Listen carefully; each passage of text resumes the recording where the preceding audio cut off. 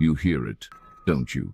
That hum, the refrigerator, the air conditioner, the distant highway, the blue light of your screen painting your face in the dark.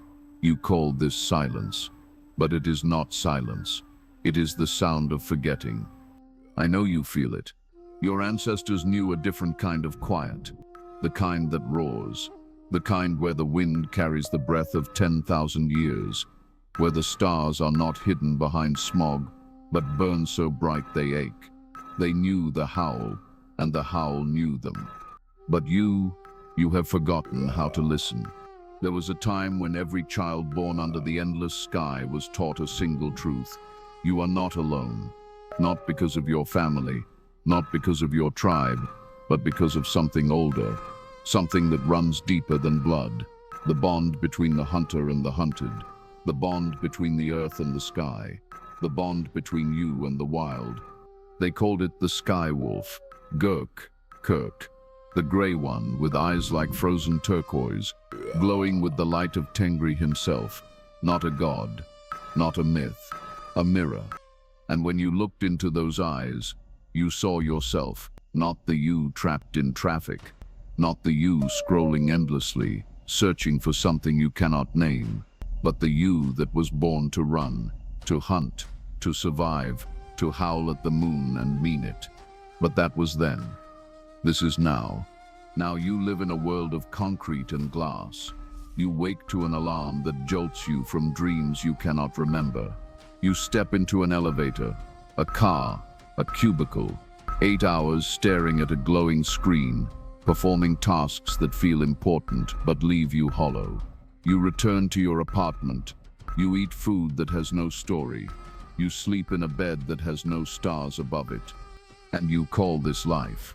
But deep down, you know this, don't you?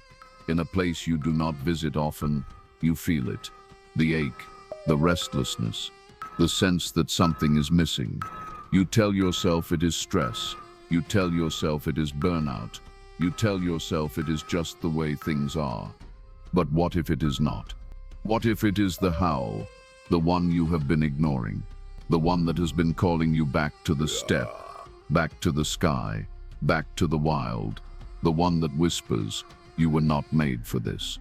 Let me tell you a story, not a fairy tale, not a legend, a memory that lives in your bones, whether you know it or not. Long ago, before the cities, before the borders, before the walls, there was only the steppe, an ocean of grass that stretched from horizon to horizon, where the earth met the sky in a line so perfect it looked like a blade. And on that steppe, there was a people, nomads, wanderers, the children of Tengri, the sky god. They had no kings, no palaces, no gold. What they had was freedom. And with that freedom came a responsibility to listen to the wind, to the earth, to the spirits that moved through the world like shadows. And chief among those spirits was the wolf. Not the wolf of your nightmares, not the villain of your childhood stories. The real wolf, the one that taught your ancestors how to hunt in packs, how to survive the winter, how to read the land, how to move as one. The wolf was not their master. It was their teacher, and in return, they honored it, not with statues, not with temples, but with their lives. They lived as the wolf lived. They moved as the wolf moved. They howled as the wolf howled. And when they looked into the wolf's eyes, those turquoise eyes that seemed to hold the entire sky, they saw something that terrified and comforted them in equal measure. They saw themselves, not as they were, but as they could be. Wild, unbroken, free. But here is the thing about freedom. It is terrifying, because freedom means uncertainty. It means danger. It means you might fail. You might starve. You might freeze. You might die alone under a sky that does not care. And so, slowly, over centuries, humanity made a choice. We chose safety over freedom. We chose walls over wind. We chose the cage over the steppe. We built cities. We planted crops.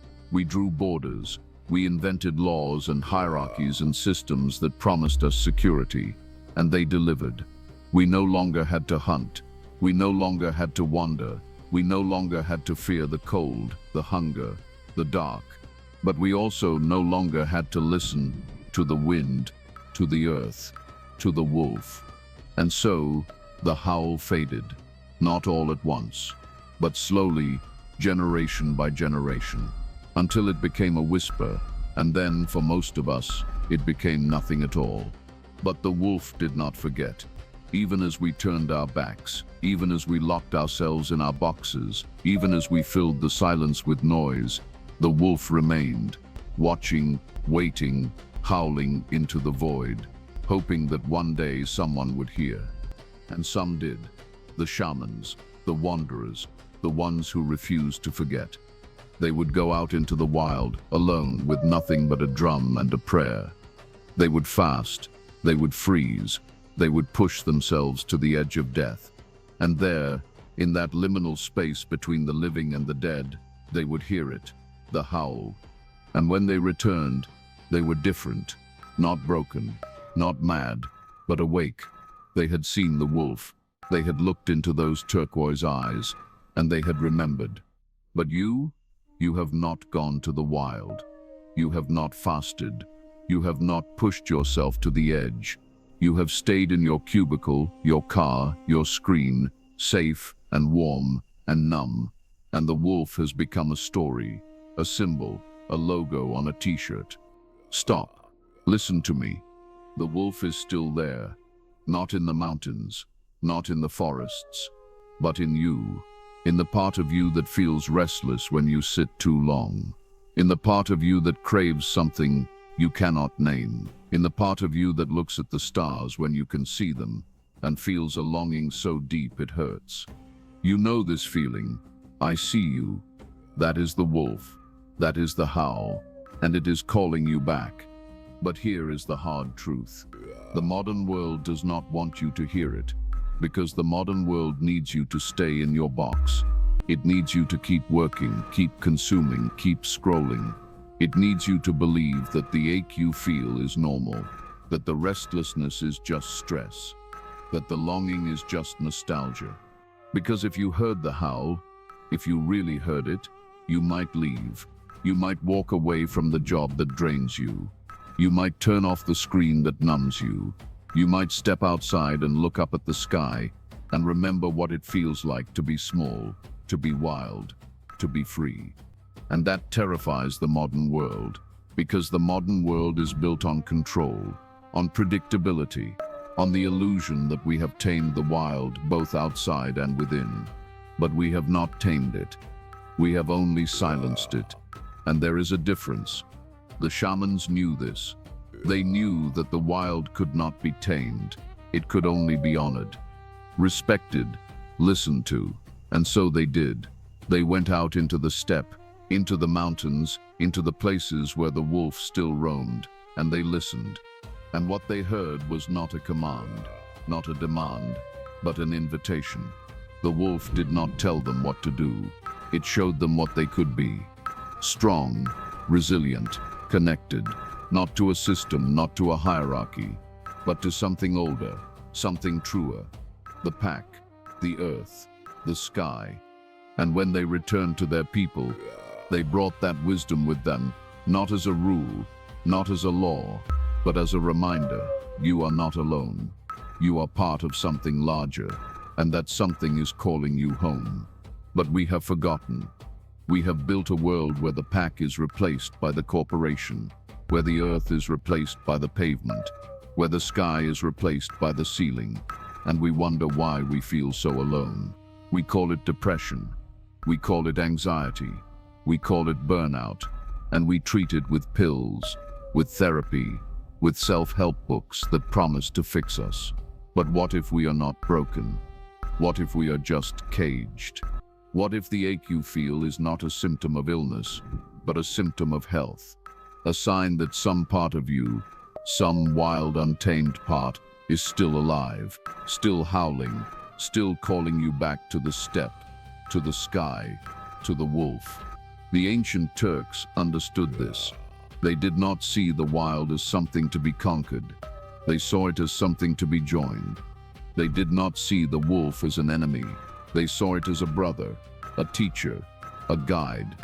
And when they looked into the wolf's turquoise eyes, they did not see a monster. They saw themselves, not as they were, but as they could be. And that vision gave them strength, not the strength to dominate, but the strength to endure, to survive, to thrive. Because the wolf does not dominate. It adapts, it listens, it moves with the land, not against it.